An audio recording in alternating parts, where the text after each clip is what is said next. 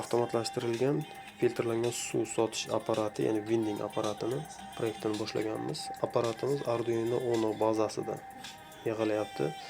Bu apparatimizda yana bir qo'shimcha funksiyasi bor.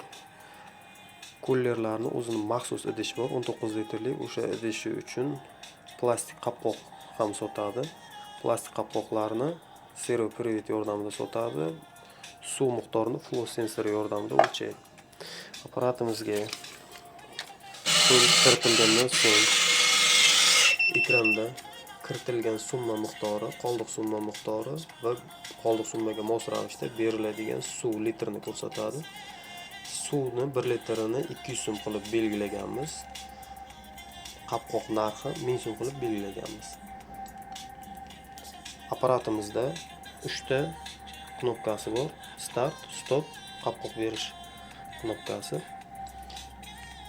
Tizim qopqoq bor yo'qligini infrakrasniy datchik yordamida tekshiradi. Hozir tizim reset holatiga o'tdi, ya'ni hech qanaqa amaliyot bajarmaganimiz uchun 30 sekund qilib belgilaganmiz kutish rejimini. Hozir test rejimida bo'lgani uchun keyinchalik bu 2 minut qilib belgilanadi. Hech qanaqangi amaliyot bajarilmaganda 2 minutdan keyin tizim o'zini o'zi qayta yuklaydi va hisob 0 ga teng bo'ladi. Pul kiritamiz.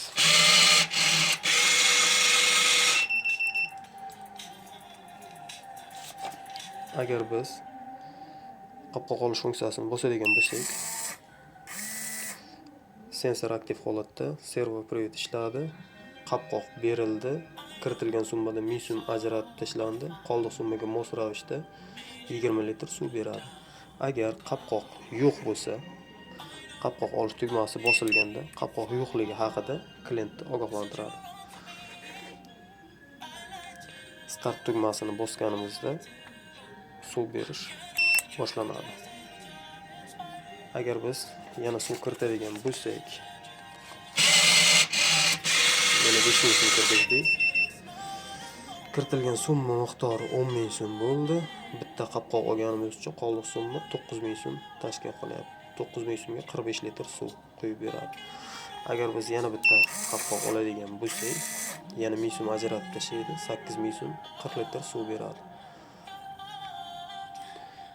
Tizim sensorlar yordamida aniq ishlaydi. Hozircha test holatida